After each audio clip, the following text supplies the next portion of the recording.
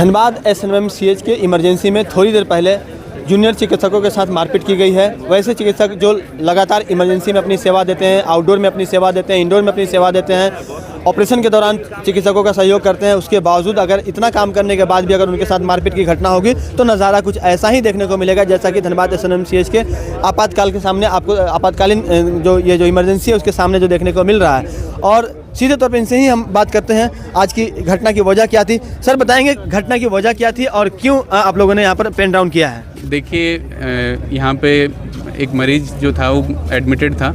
Patient was stable yesterday but today patient was slightly became unstable. तो हमने उस patient का रेफ़र बना दिया था कि पेशेंट को रिम्स रांची में जाके फर्दर मैनेजमेंट के लिए वहाँ ले जाइए।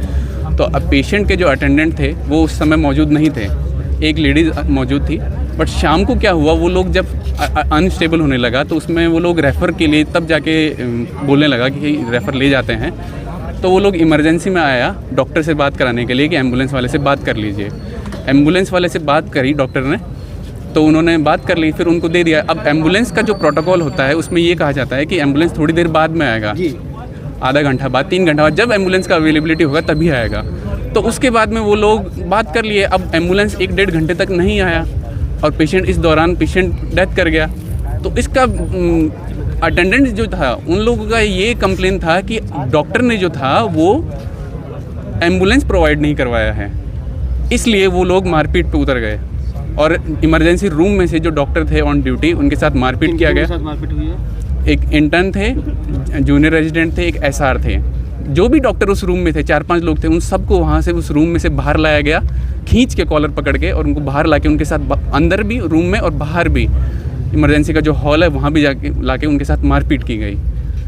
सर आप लोगों ने अभी पेन डाउन कर दिया? हाँ जी, अभी पूरा टोटली पेन डाउन है। अभी जब तक कोई एक्शन नहीं होगा पेशेंट पार्टी पे और यहाँ पे जब सिक्योरिटी नहीं बढ़ाई जाएगी तब तक हम लोग यहाँ से नहीं उठेंगे। तो वो लोग भागने में सफल रहे हैं या फिर आप लोगों ने? हाँ, वो लोग बाहर भाग गए। मारपीट जब पुलिस वाला तो था नहीं यहाँ पे, तो हम लोग ने हॉस्टल से हमारे जो भी जूनियर डॉक्टर्स है, स्टूडेंट्स हैं, उन लोगों को बुलाया। तब तक वो लोग, जब से ही हम लोगों का भीड़ देखा तो वो लोग यहाँ से भाग गया, तब वो लोग नहीं था। सर ये बताइए कि ये जो बार बार चिकित्सकों के साथ मारपीट की घटना होती है, बावजूद अपने सूबे में अगर हम झारखंड की बात करते हैं, यहाँ पर मेडिकल प्रोटेक्शन एक्ट लागू नहीं है और भी कई राज्यों में नहीं है, लेकिन कई राज्यों में है, लेकिन इसका नुकसान सीधे आप लोगों को झेलना पड़ता है? सब तो पूरा सीधा हम लोग को ही झेलना पड़ता है। पेशेंट का माने हाथ हमारे जूनियर पे उठता है, हम पे उठता है। हम लोग हमारा पूरा कोशिश करते हैं पेशेंट को बचाने का, रेफ़र करते हैं इसलिए ताकि पेशेंट बच जाए। इधर जो सुविधा नहीं है वो सुविधा दिलाने का कोशिश करते हैं, रेफ़र करते हैं, एम्बुलेंस दिलाते हैं। लेकिन अगर एम्बुलेंस नहीं आ पाए तो उसमें हमारा तो गलती नहीं है। एम्बुलेंस एंगेज रहा, एम्बुलेंस सरकार देता है, अब हम एम्बुलेंस तो नहीं देते ना। तब उसके लिए किसी माने जो 12 घंटा 14 घंटा बिना खा के ड्यूटी कर रहा है उसको कॉलर पकड़ के, उसका शर्ट फाड़ के उसको मारने का तो कोई जस्टिफिकेशन नहीं बनता ना। तो फर्दर आप लोग जो अभी डिमांड कर रहे हैं, किस तरह की सिक्योरिटी आप लोगों को एसएनएमसीएच में चाहिए? देखिए, सिक्योरिटी यहाँ पे है बट बहुत कम लोग हैं, सिर्फ जवान प्रोवाइड किए जाते हैं और इतने 2 जवान होते हैं। जब भी पेशेंट जब एग्रेसिव हो जाता है तो वो लोग इकट्ठा हो जाता है, तो 2 जन कुछ नहीं कर पाता उस चीज़ के अंदर। तो हम लोगों का ये है कि एटलीस्ट इनफ नंबर हो ताकि हम लोग एश्योर होके काम कर सकें विदाउट एनी फर्दर कोई भी प्रॉब्लम हो।